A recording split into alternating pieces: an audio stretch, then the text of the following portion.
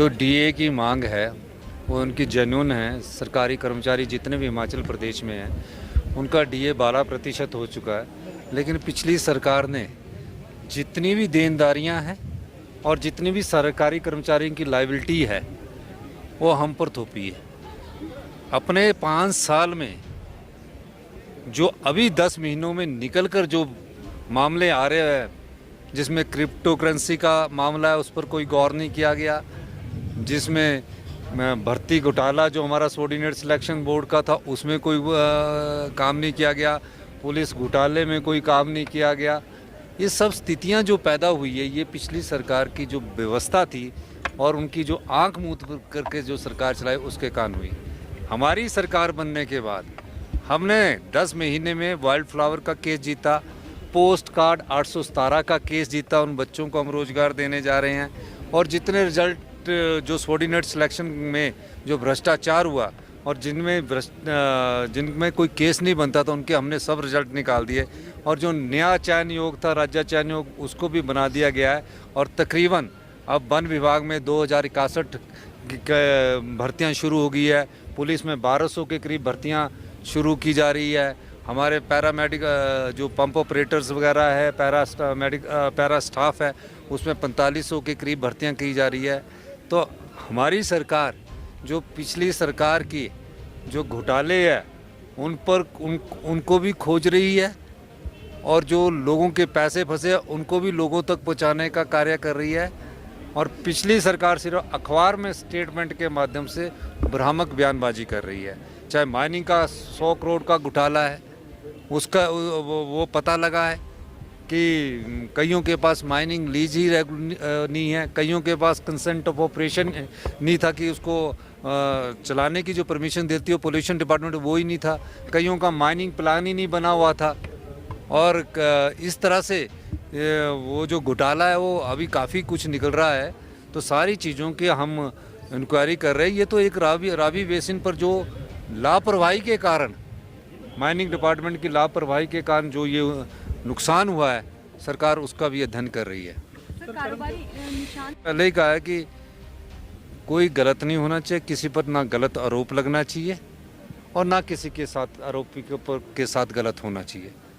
उसकी फैक्ट्स जब आएंगे तो चाहे कानून के सामने कोई मुख्यमंत्री हो, कोई डीजीपी हो, सब पर कार्रवाई संभव है। लेकिन अभी फैक्ट्स जो है वो सारे फैक्ट्स के पुलिस अध्ययन कर रही है।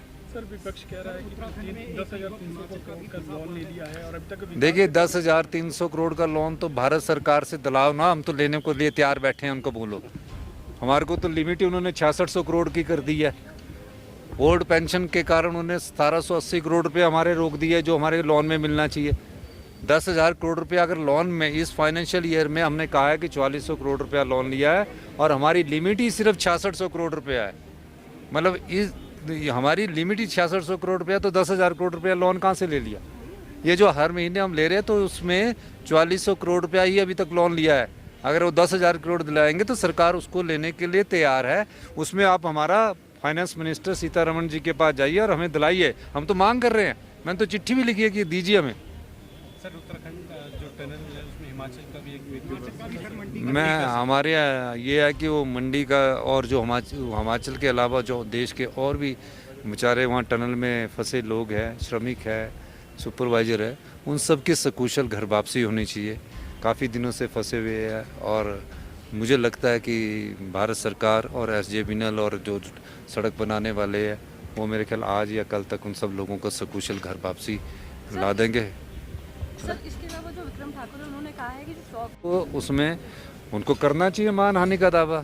प्रदेश के मुख्यमंत्री के तौर पर मैं बोल रहा हूँ कि अगर उसकी रॉयल्टी और कोई देखा जाए और जो जिनको क्रशर चलाने की अनुमति नहीं थी उन्होंने कैसे वहाँ क्रशर चला दिए। पोल्यूशन कंट्रोल बोर्ड से ना कोई अनुमति ली गई, माइनिंग प्लान कोई अप्रूव नहीं था तो उन्होंने कैसे क्रशर चला दिए। ये मैं कोई एक ही सरकार की टाइम से नहीं कह रहा हूँ, मैं कह रहा हूँ कि ये पिछले काफ़ी सालों से चला हुआ है। आप और इस सब चीज़ की जानकारी तो हमें अभी पता लगी। और जो क्रशर की जिसकी लीज़ पूरी है उसमें ऑपरेशंस की उसको परमिशन है, उसमें अगर उसकी लीज़ पूरी है, उसका माइनिंग प्लान अप्रूव है, तो हमने किसी क्रशर को रोका नहीं है। ये क्रैशर हमने जो रोके थे, इसमें हमको जब रिपोर्ट्स आई कि बड़ी बड़ी पहाड़ियाँ काट दी गई है और उसकी लीज ही अप्रूव नहीं है, उस आधार पर हमने ये किया था। कार्रवाई भी हो रही है, पेनल्टी और देखिए, अभी तो सब लोगों को हमने कहा है कि अपने कागज पत्र पूरे कीजिए और उस कागज पत्र के आधार पर उद्योग मंत्री आपके जो क्रशर है उसको करेंगे। लेकिन हमारी रॉयल्टी जो हिमाचल प्रदेश के राजस्व में आनी चाहिए वो पूरी आएगी। उस संदर्भ में हम कई और माइनिंग डिपार्टमेंट में व्यवस्था परिवर्तन करने में लगे हैं। पहले 7 रुपये मीट्रिक टन वो रोड़ी जो थी उसको क्रश किया जाता था। अब हमने पिछले कल ही फैसला किया भी 5 रुपये मीट्रिक टन किया है, तो उससे भी हमारा रेवेन्यू काफ़ी बढ़ेगा। और मेरा ये मानना है कि हमें जो माइनिंग से रेवेन्यू है वो 400-500 करोड़ रुपया साल का आना चाहिए। इसको 1-2 साल लगेंगे सिस्टम को सेट होने पर आएगा जरूर। देखिए 5 डेज भी